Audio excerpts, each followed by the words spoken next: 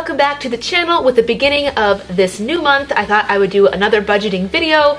This one dedicated to those who are new to budgeting or maybe haven't actually sat down to look at their finances. And if numbers are not your thing, fear not, I have broken this budget down into 3 simple categories so you can make sure you still have enough money to pay your bills and work towards your other financial goals. If you're new around here, make sure to click that subscribe button down below. It'll update you each and every time I upload a video.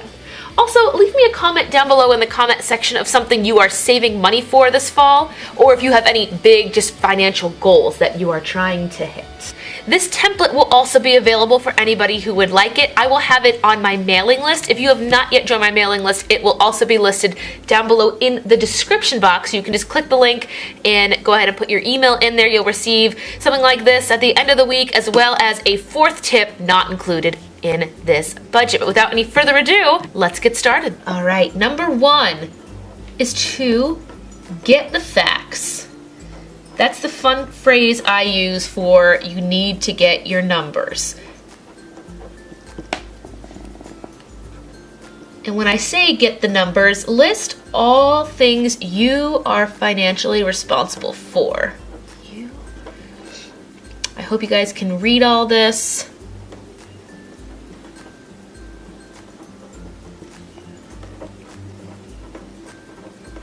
All the things you are responsible for, and what I mean, like things that you pay each month. So things you pay each month.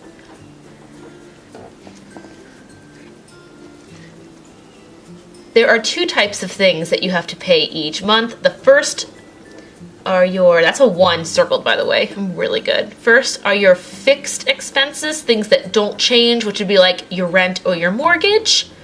And then your variable expenses, which would be like a restaurant budget. Variable expenses. So once you know what all your fixed expenses are and your variable expenses, add them all up and get the number. I'll just put here, get the number. This is what you need. And once you have the number, it's done. Unless something drastically changes in your life or you've hit a goal or you paid something off, you should know what you are responsible to pay each and every month. Number 2, this should be everyone's favorite, is to compare the cash flow. Compare cash flow. Is the money coming in greater than the money coming out? So I'll write money coming in, meaning when you get paid, or the total amount of money you're paid each month. Is it greater than or equal to number 1, the money you're responsible to pay?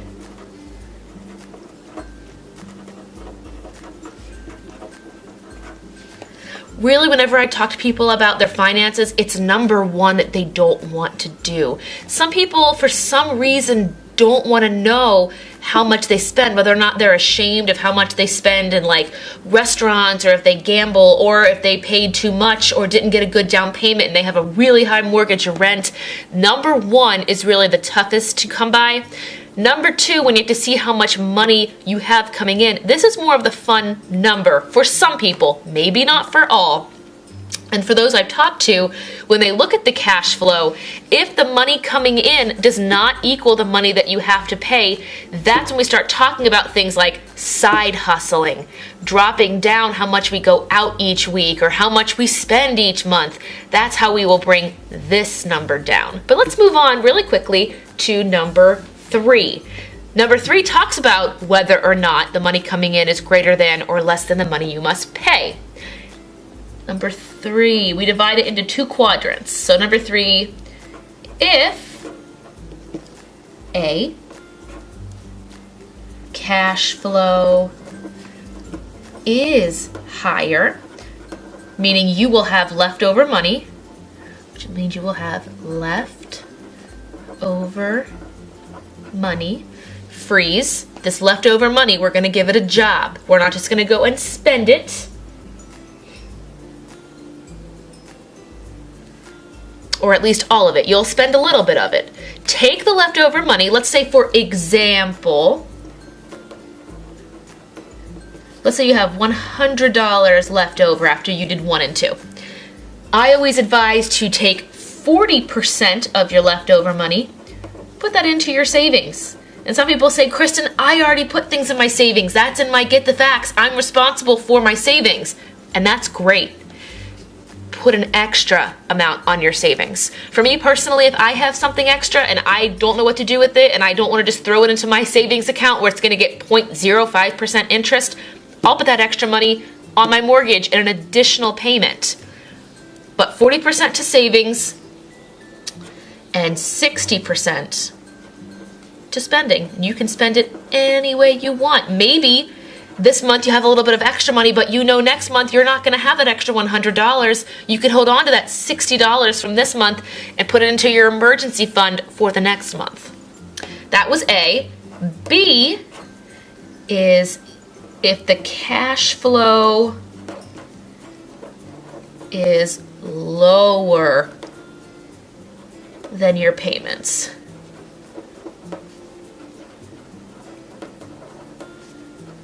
Getting outside the border here. 3 things I recommend doing. 1, downsize. That's size, I'm sorry. Downsize variable expenses. The thing we talked about right here. Variable expenses, things that can change each month, like a restaurant budget or an entertainment budget. Cut it in half, or maybe try to cut 20 to 30% if you can. I understand if you have kids, that's not as much of an option, but try to cut down on your variable expenses, downsize variable expenses. Another suggestion I give is, what can you sell that you are not using? This comes into the idea of minimalism and keeping only the things that you need.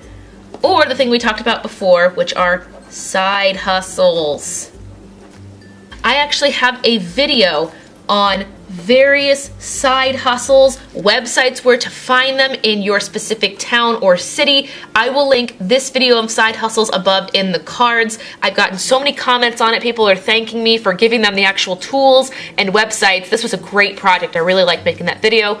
Once again, I will have it linked up in the cards for you guys to see. But beginner's budget for those that hate numbers. 1, get the facts, list out everything you're responsible for each month with your fixed expenses and your variable, get the number. Number 2, compare the cash flow, the money you get each month. Is the money coming in greater than or equal to the money you must pay each month? And 3, if it is, take the money that's left over, 40% to savings, 60% to spending. And if your cash flow is not as much as what you are responsible to pay each month, downsize variable expenses. What can you sell that you're not using? And side hustles. Can you bring in a little more money each and every month? That is my no BS, get the numbers out on the paper, beginner's budget if you hate numbers. And once again, this template is free to whoever wants it. Just click on my email sign-up list in the description box and get your free copy here, as well as a bonus tip that I will put in my email list. If you want the 4th final bonus tip, go ahead and sign up for my mailing list. Just a fun fact, that bonus tip is what got me the brand new couch you're gonna see in this outro. For no money down. I paid cash for all of my furniture. Thank you guys so much for watching my Budgeting for Beginners video. Once again, the 4th tip to the series will be available to everybody on my mailing list. Just go ahead and click the link below in the description box and sign yourself up. If you are also watching this unsubscribed, click that little red subscription button down below. It'll update you each and every time I upload a video. And once again, if you like these videos, give them a thumbs up and leave me any of your budgeting goals down in the description box. I know I have promised you guys a house tour for the longest time, and I can finally start getting one in progress. As you see behind me, this is my brand new couch that I just bought here for the fall. I think it's wonderful. It's so nice. My mom actually found it and was like, you need this couch. And I saw it and I went, I do need that couch. But we're hoping to get a house tour here for you guys. But until then, I hope you guys enjoyed this video. Thank you guys again so much for watching, and I'll see you in the next one. Bye.